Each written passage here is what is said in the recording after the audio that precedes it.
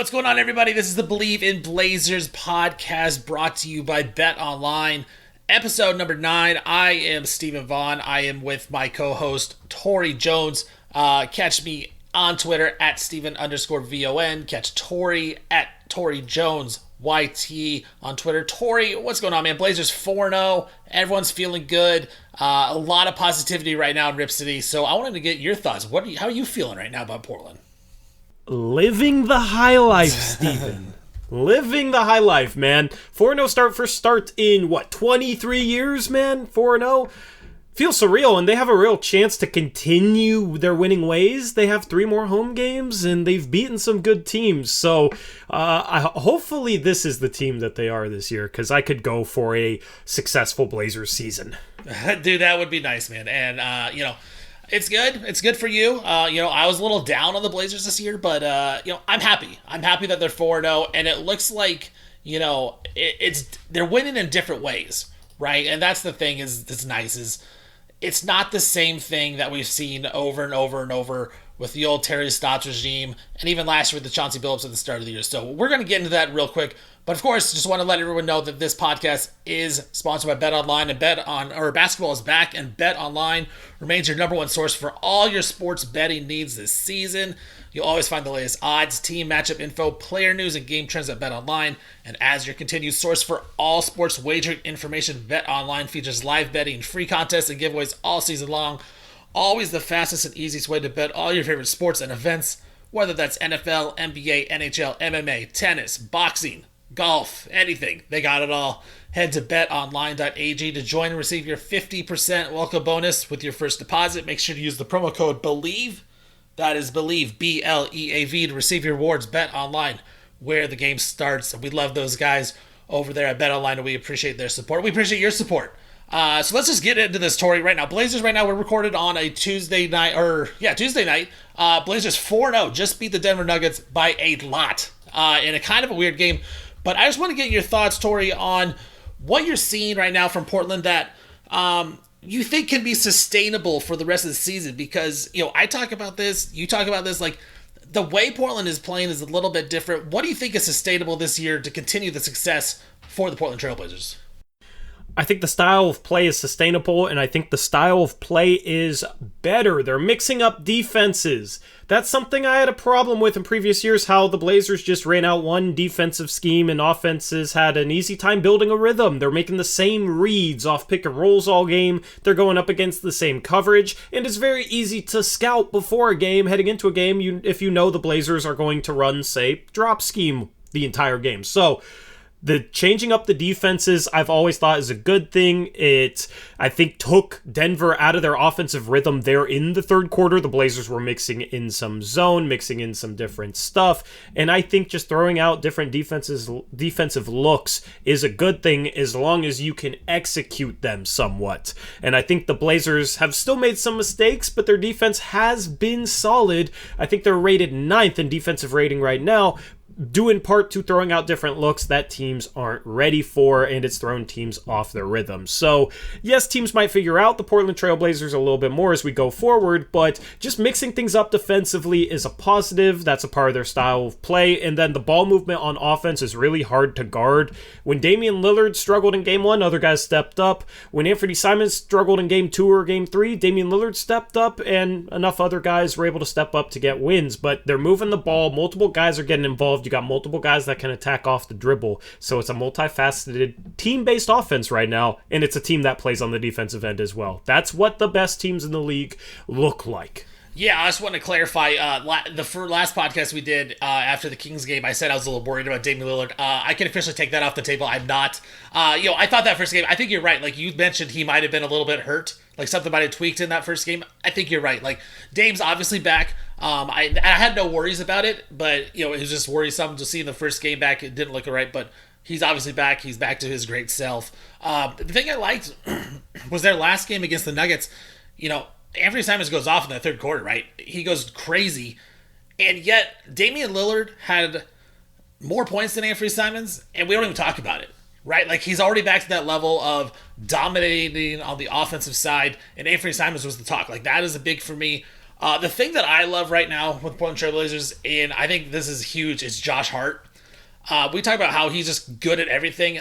He has a couple nice stat lines this year. Like, he's only taken 5 3-pointers, which I love. Like, that's not his strength of his game. Like, that's one of the weaker parts of his game is shooting the three. He's not shooting the three. He's basically playing as a big guy this year, averaging over 10 rebounds a game, because we know Jerami Grant doesn't rebound, right? No matter how athletic he is, how big he is, he's not going to rebound, and he doesn't have to. Josh Hart is going to take over the rebounding stats for Jerami Grant and kind of be that de facto 4 on the backboard, which is good, because then Jerami Grant can get out in transition, do some things, and then also Josh Hart getting rebounds, getting out, going coast to coast. I think that is sustainable because he just plays hard. So I think Josh Hart has been such a good player this year, and same with Jerami Grant. Like, I can't say enough about having 2 guys on the wing that actually know what they're doing, right? Like, Josh Hart gets the rebound, goes coast to coast. You don't have to worry about it like you did with Al-Farouq Aminu and the way he dribbled. Like, Josh Hart's going to make the right play, and Jerami Grant's going to make the right play as well. So I think those 2 things have been huge, just getting 2 guys on the wing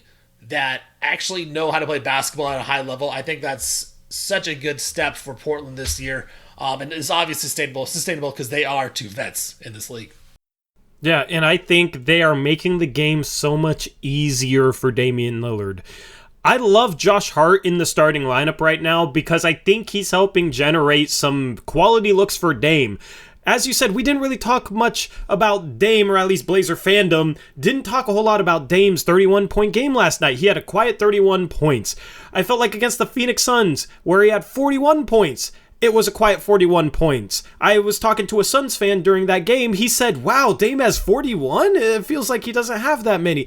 And I think it's because we're so used to Dame going off for 40-point games, 50-point games, with a barrage of insanely difficult shots. And he's still having moments where he's hitting some Dame-esque shots. But he's having a lot of catch-and-shoot looks. I believe in one of the games, 7 of his 8 3-point looks were catch-and-shoot.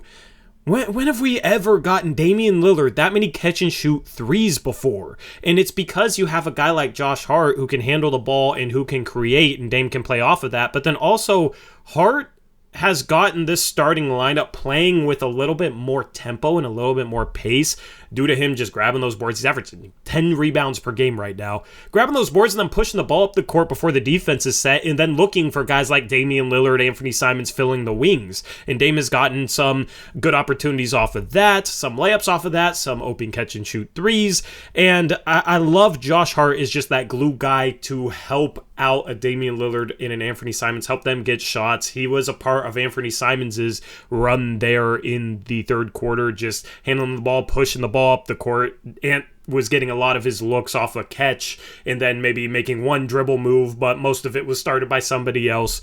Just having that connecting piece at that small forward spot that can handle the ball and take the pressure off those guys and then set those guys up, I think has been huge for this Blazers team so far, and it's why I think this offense can be more like the offense we saw last night instead of the offense that was struggling a little bit at times the first 3 games. Yeah, Josh Hart, the way he's playing, it seems silly to even think that there was a small forward competition in the offseason, right? Like, this guy obviously is better than the other 2, and he fits perfectly in this lineup. But, he's just one of those guys that I think he's going to play in the league for a long time. He already has. He's had a great career, but he's going to continue playing because he plays the game, the right way, quote unquote, the right way, and good teams are going to want him on. So he's always going to have value in this league. I want to talk about another guy right now. Shaedon Sharpe, he had the explosive first game. He's shown the flashes. What have you seen the last few games out of Shaedon, whether positive, negative, or just anything, your thoughts on him? For me, he's been great. He shows flashes. You see the athleticism. You see it just oozing off of him. And I expected him to be, inconsistent and going to have some struggles. But for the most part, he's been pretty good all year. Yeah, and he's had a couple of quiet games, but honestly, I like that he's having quiet games because there are some rookies that are used to taking a bunch of shots. They come into the league and then they still play the same style of play. But in games 2 and games 3, he didn't really do much. He took a little bit of a back seat, but he still was okay defensively, didn't force things. That's okay. Just as long as Shaedon Sharpe is not hurting the team when he's out there on the court, it's a good thing. But I feel like after how good he looked in preseason and then how good he looked in game 1, the expectations have risen where it's like, oh, this dude, would love to see him get 10, 11, 12 points per game in only 20 minutes off the bench, right? And he had 11 last night against the Denver Nuggets in, 16, 17 minutes? He was 4 for 6. He'll have those moments, but I like that he's not forcing things when maybe he either doesn't have it going or just isn't able to get the touches necessary. It's not like he's out there hunting his points or hunting his shots. So I feel like that's something that's understated that's been a positive so far. Yeah, no doubt. And it's one of those things where you don't want to put too much on his plate, right? Like, he is only 19 years old. You don't want to have him expect to be going out there and scoring double digits every night. Like, you can't have that. I think that's the wrong choice. But to have him go out there and just play his game, that's when he's awesome, right? And he can be really good, get out in transition, finishing with those dunks. He's been very impressive again, and I liked what you said last podcast about me. Like, I'm pretty hard on these young guys. I don't really have much negative to say about Shaedon Sharpe. Like, I love his game. I love what he's been doing so far. I think the sky's the limit for him. Let's just go back to like the full team mode here. One more thing. I wanted to ask you what, two of the things that the Blazers have been really good at this season that they haven't necessarily been great at in season past. One is getting to the free throw line. I believe the Blazers are around second, top 5 at least, getting to the free throw line right now. But also fast break points. You look at the fast break points that the Blazers had. They've been around 20 points the last few games. Last game against Denver, I believe they had 26. 26 fast break points. What do you think is more, sustainable, but also a better way for the Blazers to continue having success? Is it to try to keep running, or is it trying to get to the free throw line more? And what do you think they're going to do? I think they correlate. Because you get out in transition, a lot of times you're able to attack the rim. The defense is still, running back. They're not set up. And a lot of times I feel like the Blazers are getting some fouls because they're being aggressive in transition, playing downhill, and attacking the rim. We're so used to this Blazer team shooting 50% of their field goals from the three-point line. It's kind of weird. They were 16 for 35 last night, but most of their shots came inside the arc, and they shot a lot of free throws, right? That is so foreign for a Portland Trail Blazers team, especially when they have it rolling. But some nights 3-point shots aren't going to fall. You're not going to have it from behind the arc. You can get to the free throw line consistently if you attack. You can get some easy buckets by playing in transition. So it kind of goes back to the point I made about Damian Lillard having some easier 30, 40-point games. I just think the Blazers are getting a lot of high-quality looks because they're pushing tempo, they're pushing the pace, getting some good looks in transition, getting to the free throw line doing so. But then also, that's the thing, in the past, the Blazers will walk the ball up the court and run some sort of half-court stuff. If you don't have something in transition, you can always back it out and run the same stuff you're going to run. Like, I always had a problem with the Blazers in previous years not looking for those early opportunities to get some high-quality shots and just settling for a half-court offense. And this year, it's not like that. This year, they're getting out in transition, getting on the fast break. And I think it's sustainable because you got guys that can handle the ball, got guys that can grab and go, and then got some serious threats there. And then the bench unit, you got a lot of youth and energy. So how are you enjoying this style of play, man? Dude, I love it. Yeah, I think I'm a little more worrisome than you about the fast break thing. I love it. I love getting the fast break. I love getting out because, if you play basketball, if anyone play basketball, you know that getting easy buckets is so hard to do, especially in the NBA. And the Blazers proved that, the past 10 years, right? Like, they never got easy buckets. And then when it came to crunch time, when it came to the playoff time, the Blazers had to work for every single basket, where now they're getting out in transition, they're scoring easy baskets, which just makes it so much easier for the whole game, right? It gives you momentum, gives you confidence on the defensive side. But my worry about it is, Torey, is that the Blazers were so bad a season ago. And, you had people like me saying, oh, Blazers under, they're not going to be that good. And now they're coming out motivated for their first few games, first 5, 10, 20 games, and they're going to really get out and run. And then after that, they're not old, but there are a lot of vets on this team that don't necessarily have to prove their worth in the NBA, right? Dame's been paid. Jerami Grant's been paid. Simon's just got paid. Nurk has been paid. Like, all these guys, Josh Hart, same thing. Like, they don't have to prove their worth in the NBA. I think a lot of times these young guys like to get out and run because they're trying to still prove, I belong in the NBA. I'm trying to get my points up. So I will be interested to see if the Blazers continue to run more. And I don't know if it's just going to be Josh Hart running the ball down the court or if the Blazers as a team are going to continue. But, I think they're always going to get to the free throw line.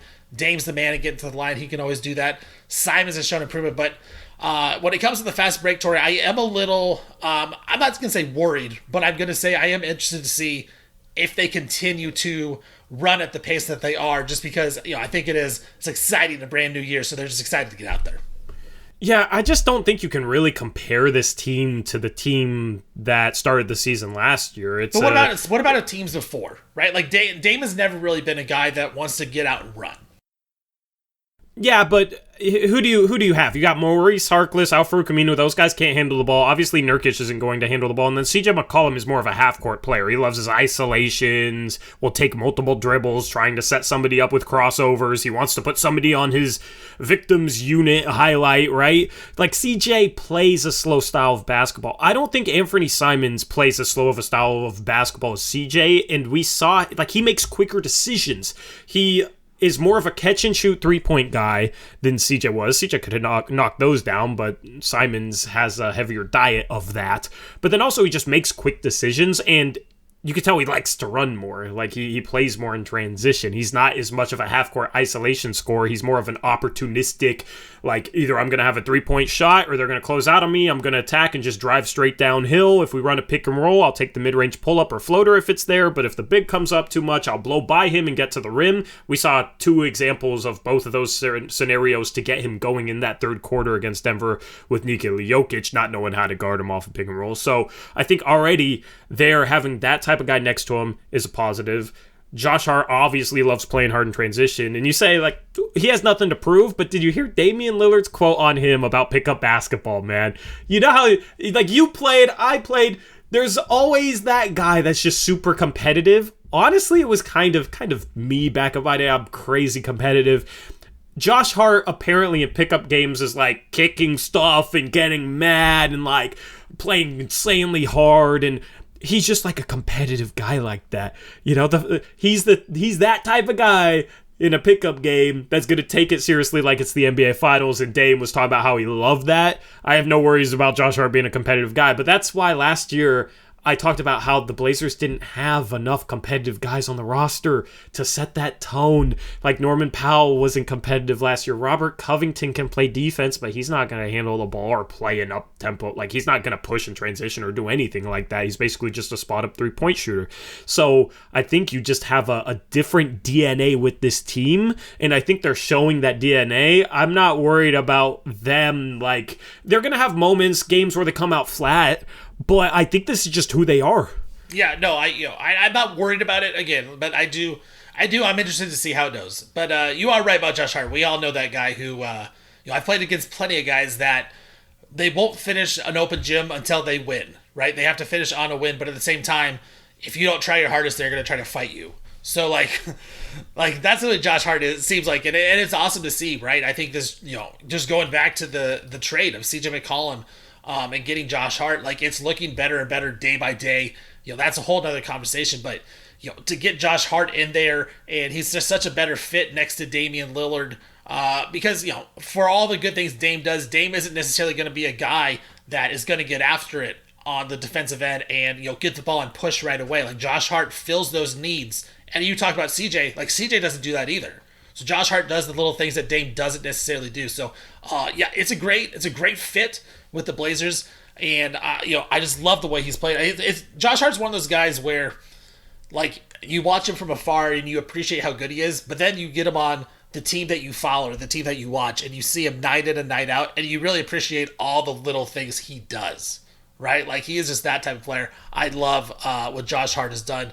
Talking about the offense again. So the offense, 6th in the NBA in offensive rating. You talk about defensive rating. So 6th in offense, 9th in defense. Nice job by the Blazers there. So what has been, have you seen anything, X and O's wise, that's really getting the Blazers, good looks or getting to the free throw line more, because they are getting to the free throw line a lot? Is there anything that you've seen, specifically that's different and that you weren't necessarily expecting that's really helped the Blazers out this season? Honestly, there's nothing that I can pinpoint X's and O's wise, but I haven't really fully gone and broken down the offense from a schematical standpoint. I think it's just more so you got guys that can attack. And it's simple, but you got 4 guys that can do things off the dribble. And who do you hide a poor defender on if you're a team going up against this Portland Trailblazers team? Who do you hide a poor defender on? If you have a guard that can't defend, he's either going to have to guard Damian Lillard or Anthony Simons. What, you're going to put him on Josh Hart? Yes, Josh Hart has played a more facilitatory role this year, but game 1 had over 20 points, and he can attack and finish around the rim. You're not going to hide a small, weak defensive guard on Jerami Grant. You're not going to hide him on Yusuf Nurkic. Like, what do you do? How do you deal with that? So that's the thing is, this team doesn't even necessarily have to run sets or anything. They just have to play off each other, drive, kick, attack closeouts, take the right 3-point shots. It's everything that Chauncey Billups preached going into the season, and they can be a really good offense. And it's, yeah, you can game plan for sets and whatnot, but you can't just game plan for 4 guys that can attack off the dribble and create. And if they're just playing off each other, I mean, if it's not a completely set offense, how do you game plan for that? So that's where my confidence in this offense comes from, because in the past it was just Dame and CJ hitting ridiculous shots, running a lot of pick and roll, playing a lot in isolation, and you could hide a defender on an Al-Farouq Aminu, a Mo Harkless, or some of the guys that the Blazers would start at the forward spots. Now, you can't hide anyone on this Blazers team. Yeah, no doubt, man. It's they're playing a fun brand of basketball for sure. All right, I want to touch on this now. So the Blazers, as we recorded, 4-0, and it's been a tough schedule, right? Like the first 4 games have been pretty tough, and it's going to continue to get even more tough throughout the first 20. But I love to look at the betting markets. I think it can explain a lot. It's not the end all to be all. It's not the truth. But I think it's just a good barometer of where you're at as a team. We talked about the Blazers being 39.5 wins going into the season. Right now, their updated win total is at 43.5, already up there. And to make the playoffs, before the year, they were underdogs to make the playoffs. Now they are minus 160 to make the playoffs, plus 130 to not make the playoffs. So they are over 50% to actually get into that 8, in the top 8 seeds and play in that playoff game. But you look at the futures still, they're still 10th in the Western Conference. Torey, if I remember correctly, I believe you probably had the Blazers around 8 or so, 7, 8, 9, right around there. Has your mind changed after 4 games where you think, okay, the Blazers could be better than a couple teams, and they could sneak into that 6 spot or maybe even the 5 spot? Yes, because I was not confident ranking the Blazers anywhere before this season. It was a team that I didn't know what they were going to do, man. I felt like they had the upside to be a home court advantage team if they played both sides of the ball and played the right way. In the first 4 games, that's exactly what they've done. It's only 4 games. You don't want to put too much into that small of a sample size, but everything I've seen has made me more optimistic with this team, because I don't even think they've played super well during these 4 games. Like, they did not play good in the first half against Denver at all. But what do the best teams do? They end halves well. The Blazers ended the first half last night against Denver well. But then you look at a team like Golden State. They could play a terrible first half, but they were good enough to just hang around. And then in the third quarter, they just go on some insane run, and all of a sudden you're down 20 and you don't know how it happened. And you feel like you've played better than them, and yet you look up at the scoreboard, you're down 20. And it's not even a game anymore. That's exactly what the Blazers did last night to a good Denver Nuggets team. So it's just the way they're winning games, the fact that there's still a lot of stuff that they can improve on. They're still beating good teams right now.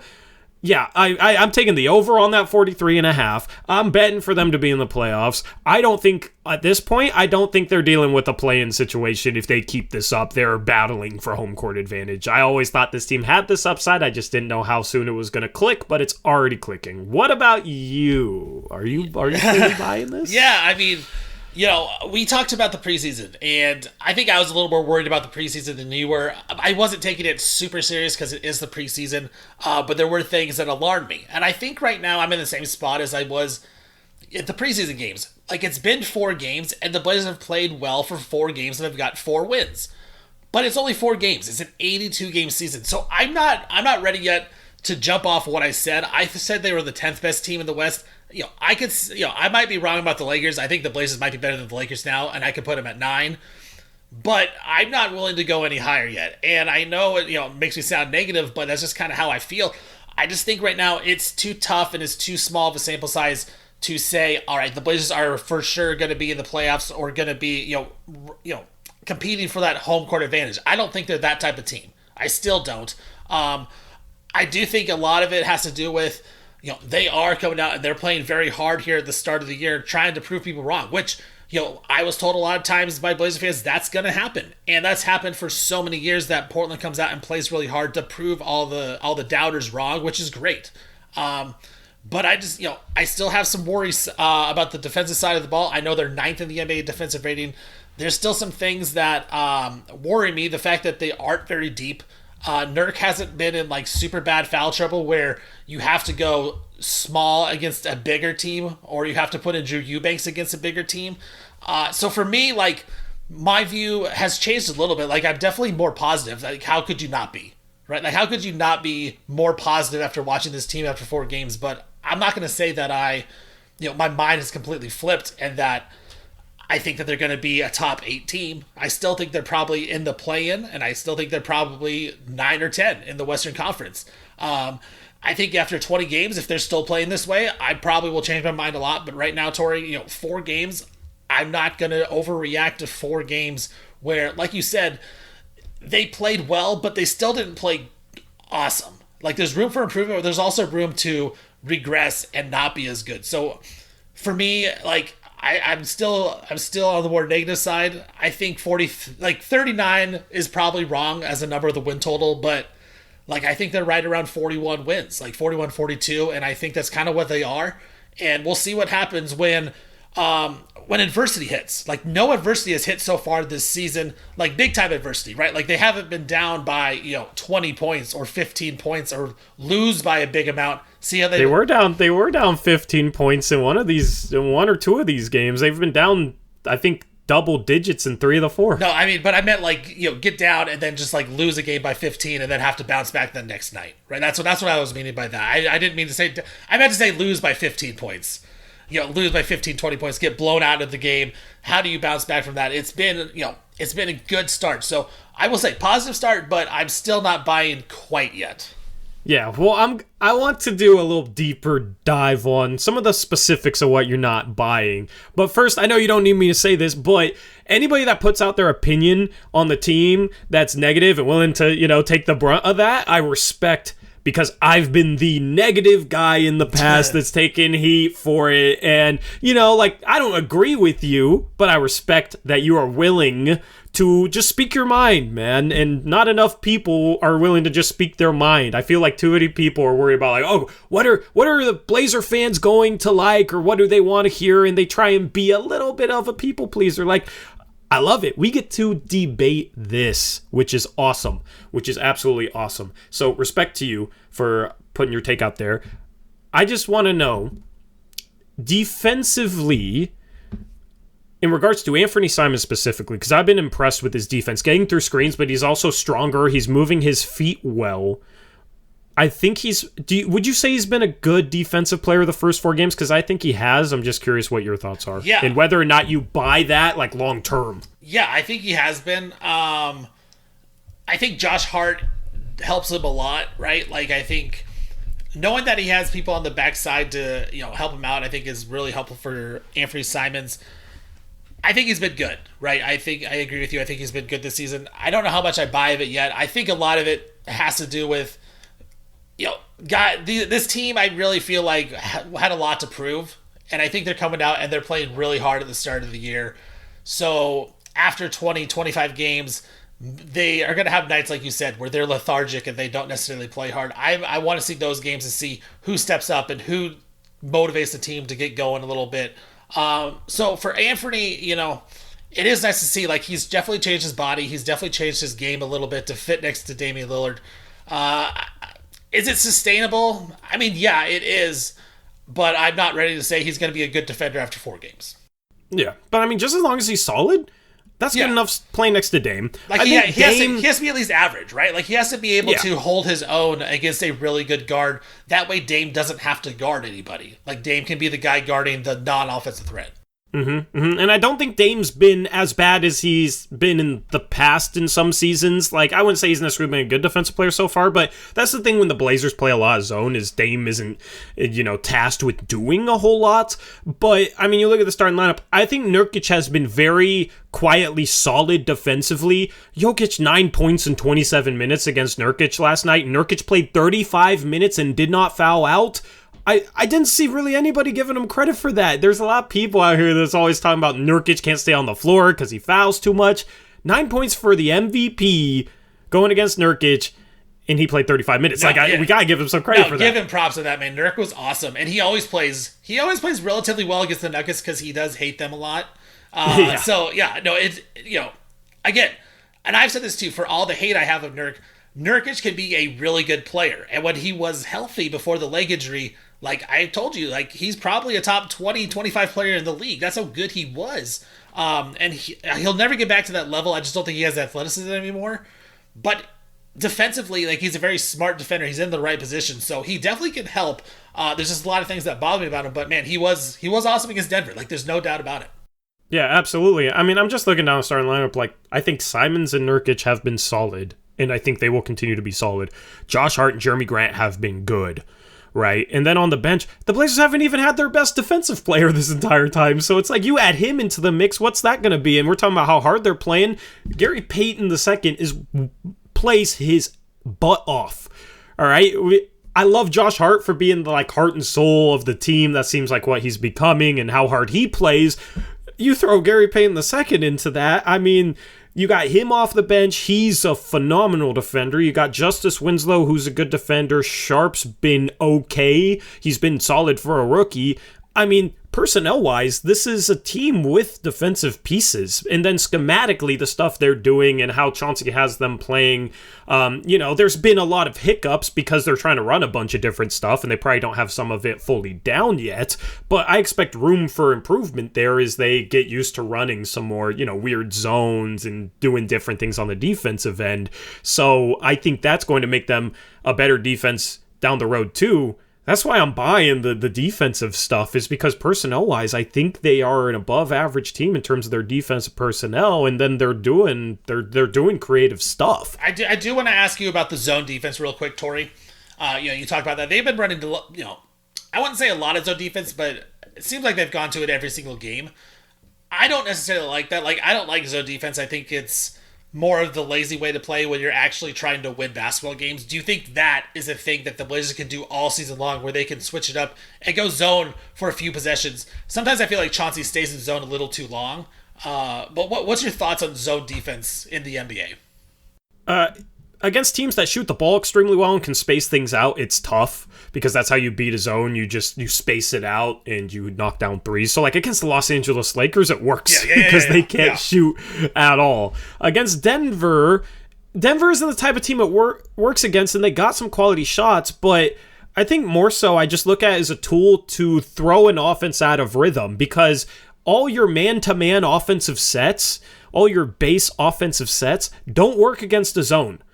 Because you're not screening somebody who's guarding a player because guys in zone-to-zone defense are guarding a zone. So you all of a sudden have to run different stuff and the offense feels different. And even if you're not getting more stops out of a zone, it can be a good tool to throw an offense out of their rhythm. Then you switch back to a man-to-man. All of a sudden, the offense doesn't have the same rhythm. That's a thing where, Denver's offense was rolling first half. The Blazers switched to that zone in the third quarter.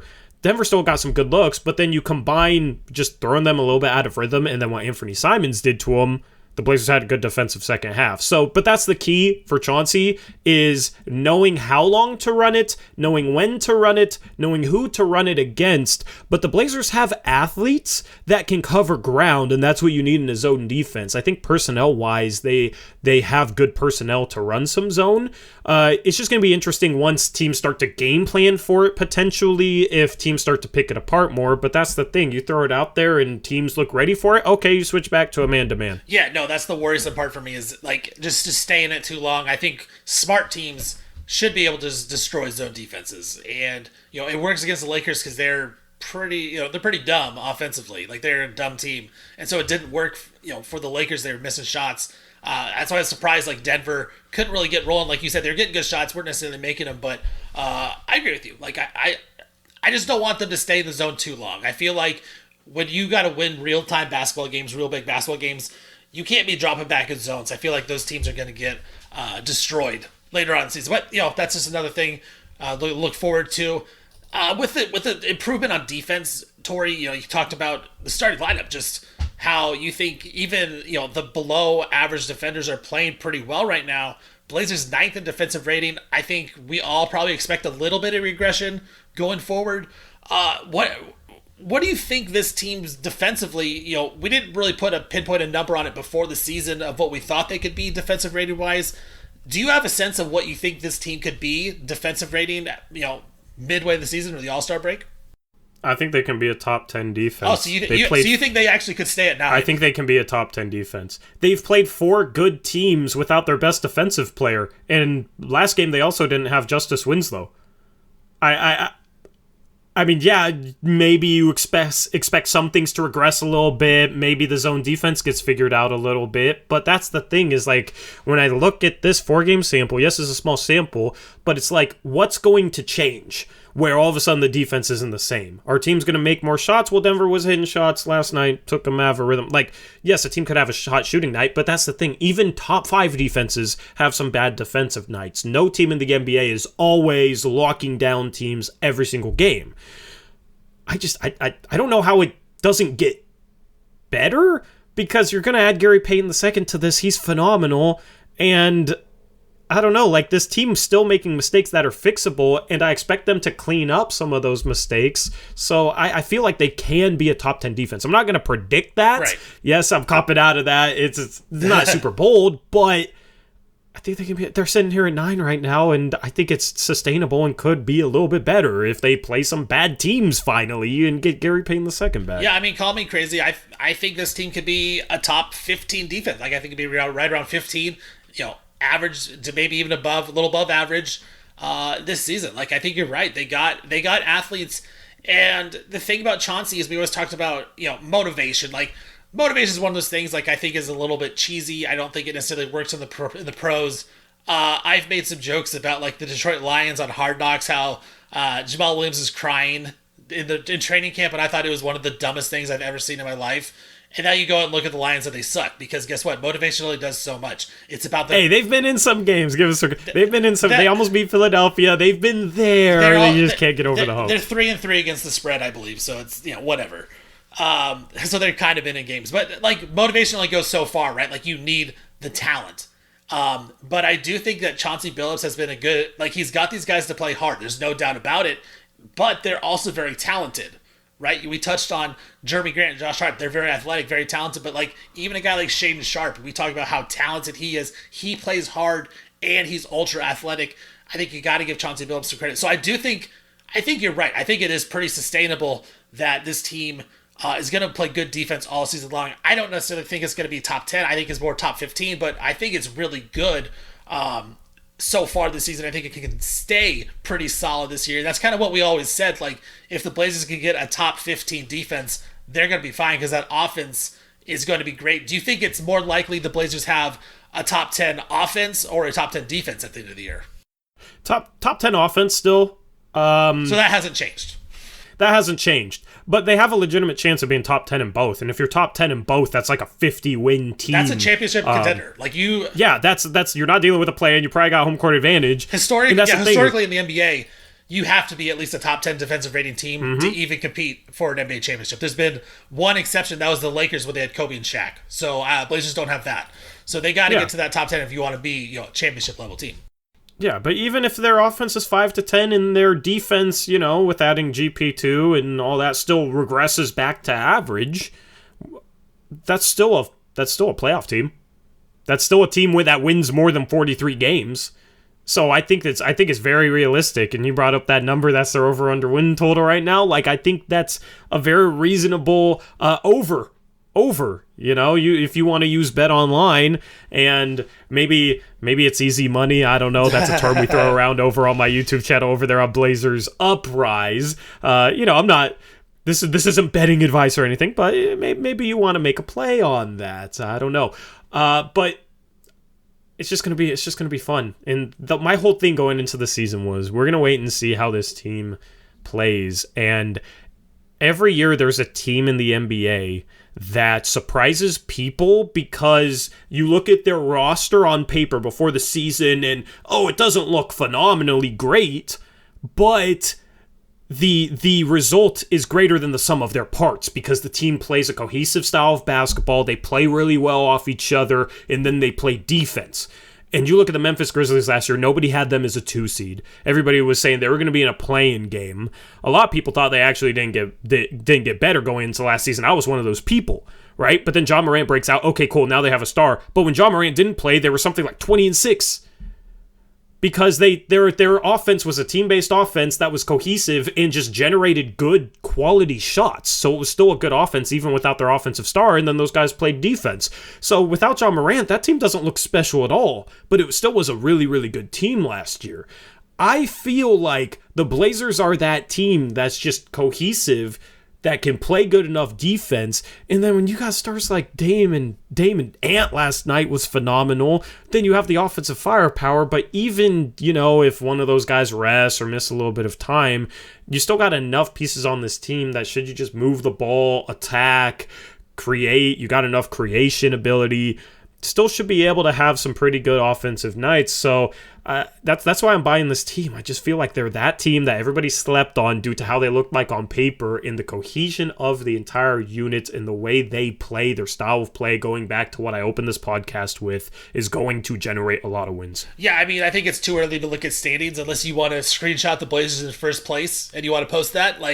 That's good. No, they'll be there a little bit longer. Knock on wood. That's good for you. I'm all for that. I'm all for Blazers fans flexing and saying, you know what, Blazers in first place in the Western Conference. I think it's cool. But a little too early for the standings talk. So it's like, you talk about 43.5 wins. Like last season, the Nuggets were the 6th seed, 48 wins, and then in the Eastern Conference, the Bulls, 6th seed, 46 wins. So I think that's the number you're shooting for, right? Like if you're a Blazer fan, you want to get to that playoffs. You want to get to the playoff field, that top 6, you're guaranteed a series. You got to be shooting for 45 wins minimum, right? And I think that this team, if they play like this all season long, 45 wins is definitely within grasp. And I would never deny that. I think that's a realistic number if they continue playing well. Again, I still have a little concerns. I think the depth is going to be a problem at some point. I'm still not in love with all the the lack of depth that I think that they have. There's a few other things, but I think they're on the right track, Torey. And so 45 wins. If you're top 10 offensively and defensively, like you said, they're definitely going to be above that. Even if they're 15 in defense, like I think they could be, they'll probably be around 45, 44 wins. And they'll be competing for that 6th seed. Yep. I'm curious what type of piece you feel like they're missing in terms of a depth piece. Like, is it a specific skill set or just having a high enough caliber of player, or what specifically is missing there? Well, I think obviously they need another big guy on their team, and that might be Trendon Watford. It might be him. It might be Trendon when he comes back. He hasn't been healthy yet. I am not as high on Trendon Watford as I think everybody in the Portland area. So I'm not ready to just say he's going to be the answer. I also think, again, I'm not a big Nasir Little guy. He's been playing a lot better.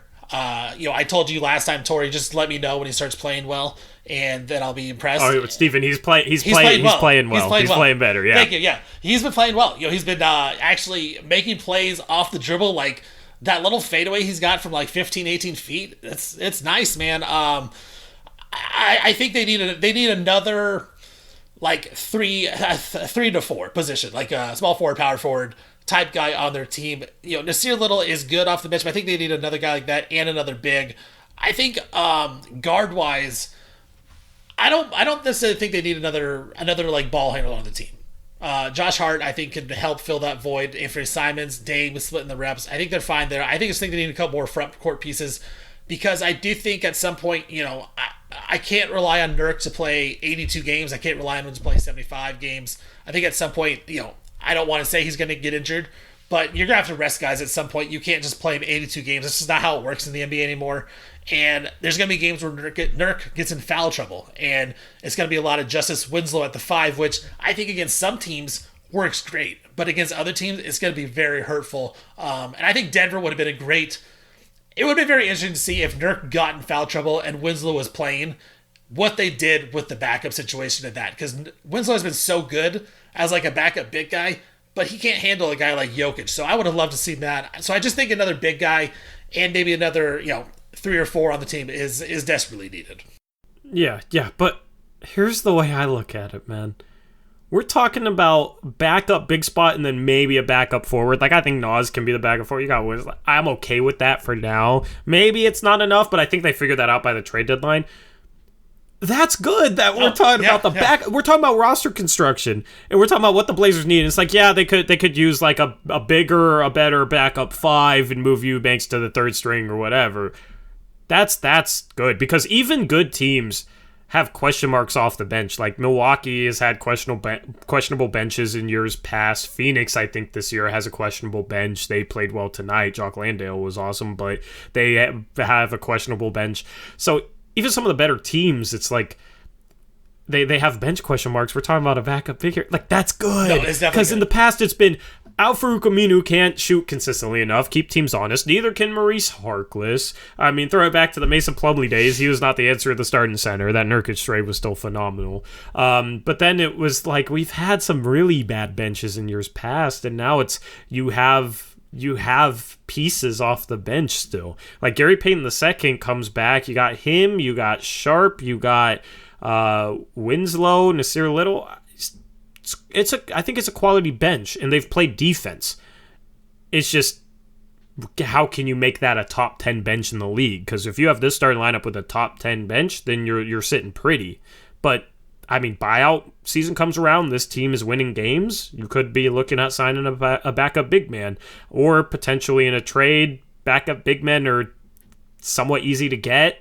Toss in a couple second round picks, maybe a Keon Johnson, and see what you can get out there on the trade market. So I'm just preaching optimism this whole podcast, man. No, but I like it, dude. I like that you're being positive. I like that basically all Rip City is being positive right now. Like, there's no reason not to be, right? Like, I hate to be like the negative guy, like, oh, I still think that they're not as good as they've shown, but like, I can admit, like, there's no reason to not be positive right now about this team. Like, they're really good, and they're playing really well in their first 4 games. They've played some really good teams, and they've hired my expectations for the beginning of the season, just 4 games. Now, I'm not going over the top, but like, they've changed my opinion a little bit. Does this team remind you a little bit of 2015 kind of?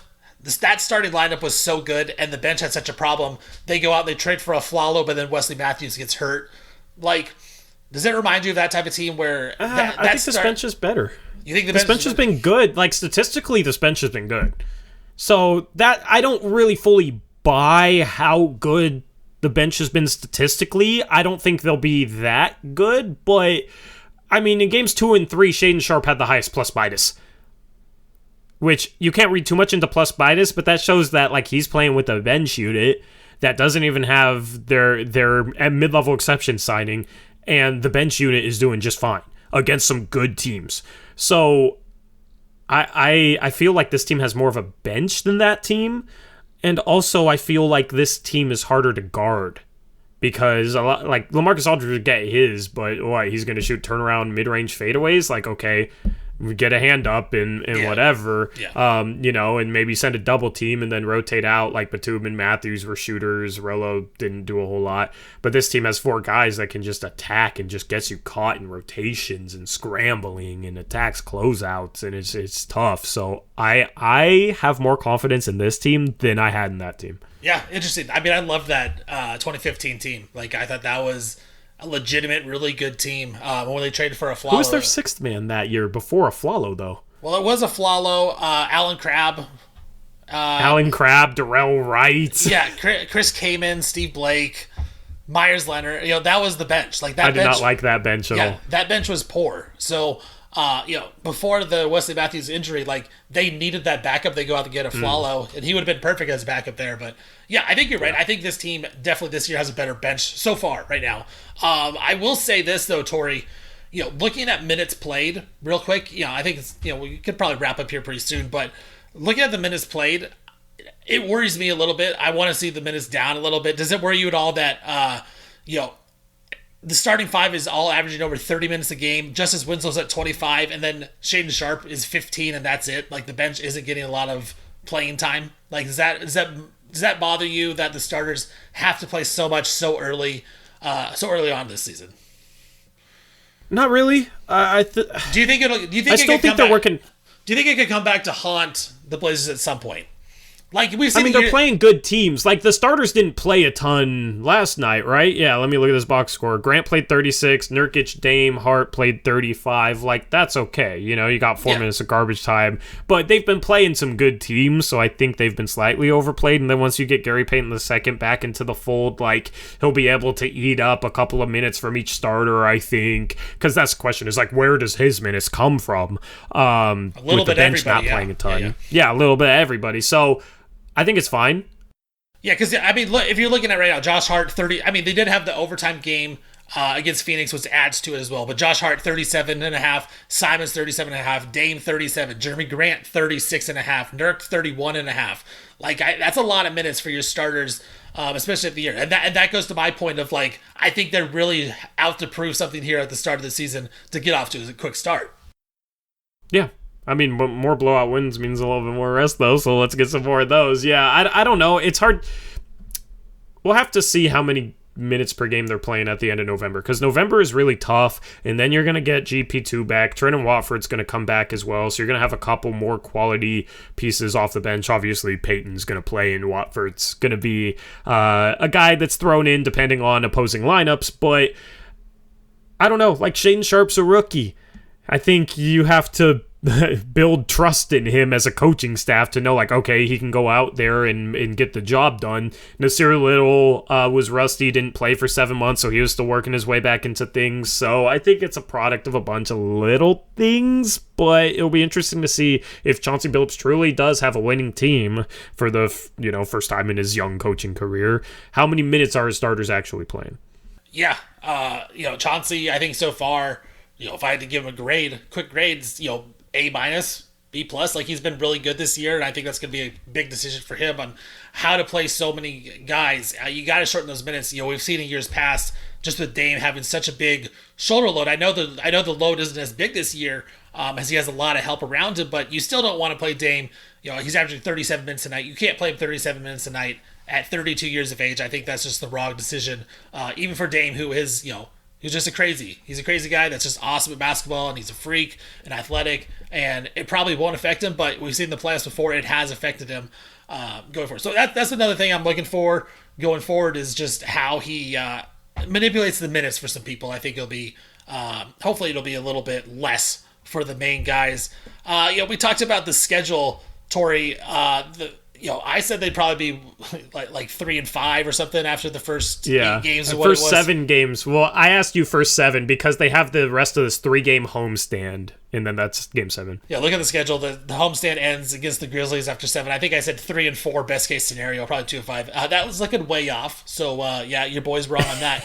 But dude, I lowballed it. I think because I said 5-2, and I was sitting here thinking, man, I'm being a little wildly optimistic, and they're 4-0. No, dude, you're looking good, man. You're looking like a genius. I tell you what, I'll give you all the props. You like this. I tell you what, Torey. Like you came into this year and you said you were looking for certain things out of the Portland Trailblazers. They're pretty much doing what you asked them to do, and they're winning, right? Like it's not like it's not rocket science what they're doing either. Like it's normal basketball stuff. I think the Blazers just playing a smart brand of basketball, and it's amazing that when you get smart players and they're learning how to adapt and play with each other, like how well it can actually work. Like this team they're not doing anything extraordinary. They're just playing a smart brand of basketball, and it's working. Yeah, absolutely. You got the right players in here. Gotta give credit to Joe Cronin. I've been a little bit hard on Cronin in the past. Mostly it was more so about, I felt like he didn't necessarily maximize assets at the trade deadline like he could have, but the direction is absolutely the right direction in terms of moving off CJ to make room for Simons, but then the types of players he brought in, right? And I was being a little critical in terms of, like, I felt like he wasn't maximizing assets. There's a lot that goes into that I'm not going to get into, but I had the thought last summer, like, that's what people thought about Memphis the previous offseason. Like, they had some questionable trades. Steven Adams was one of them. And in the end, it didn't matter because their pieces just fit and were cohesive and played the right style of basketball. It wasn't just about like, oh, how many assets do you have and how much talent do you have? It was, does that talent fit? And I had that thought at some point last offseason, like, man, this might come back in a situation where these pieces fit really well together. And it doesn't matter that if he maximized assets or not, because he has the right forwards. He has Jerami Grant and Josh Hart, perfect complements to Damian Lillard and Anthony Simons. And now, it was just about getting them playing the right way, and that's why I said this team had upside. It's just the style of play. Can they play the right style of basketball? That matters, man. That matters. And in the past, we haven't really seen it. Stagnant offense, not much ball movement, one defensive scheme that just got torched.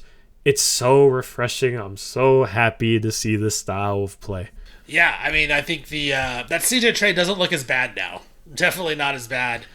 Josh Hart and Jerami Grant out of that, that was the Grant trade was great value, which helped. Yeah, and we talked about that. Like, I liked all their moves basically they made this offseason. I just wasn't buying the roster construction, but I looked to be wrong after that. Cronin seems like he knows what he's doing a little bit.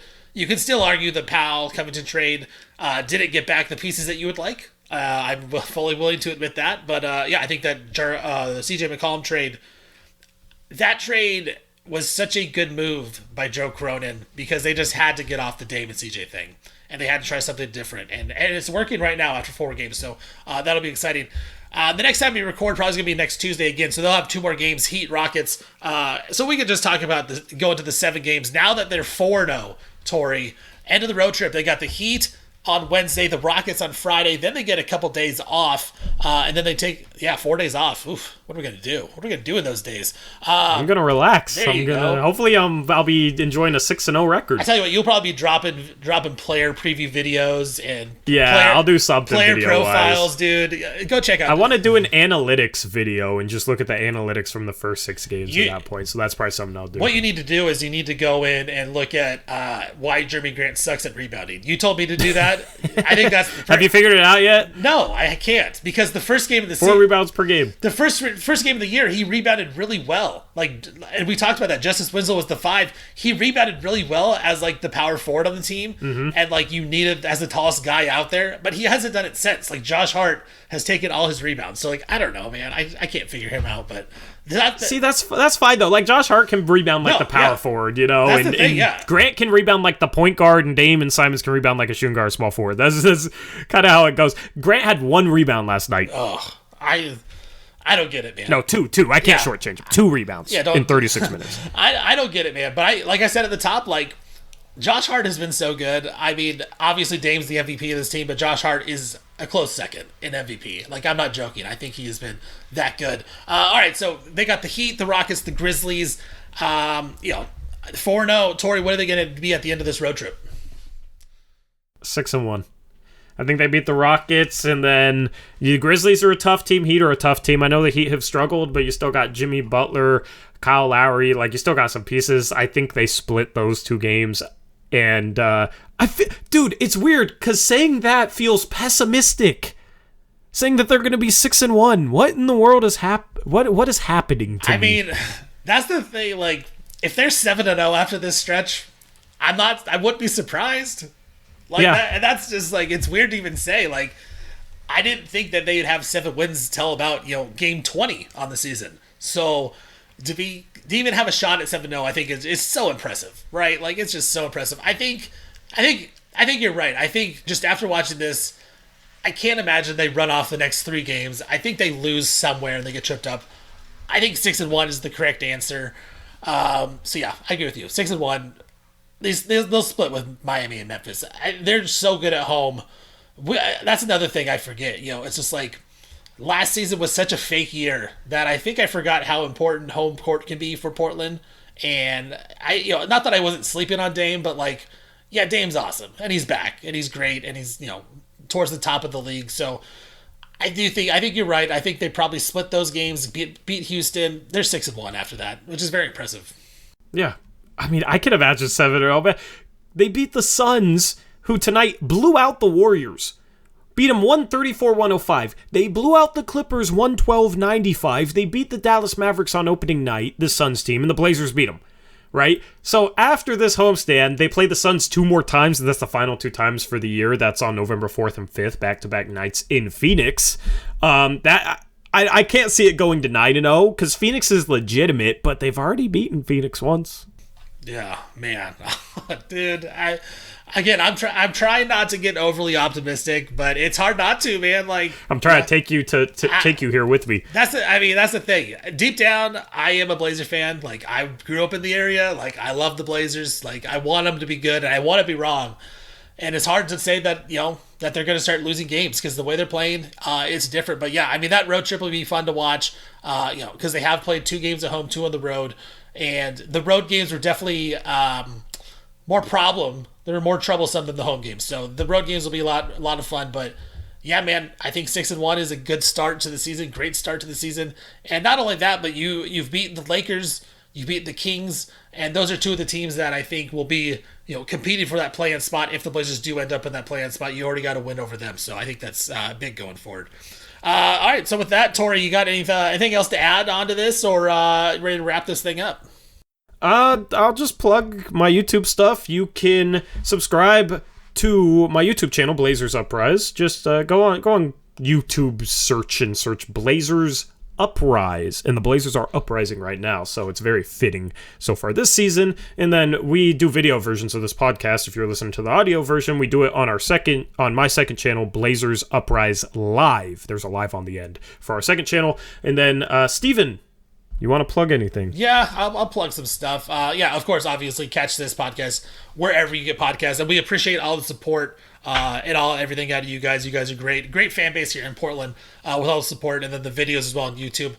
Catch me on 750 The Game, 3 to 6 BFT, John Canzano. I'm his producer. I pop on there all the time, just give my takes, spout off about whatever I want to talk about, and I'll be for the near future here. I'll also be on with my guy, Peter Sampson, 6 to 7 at the Pulse, weekdays.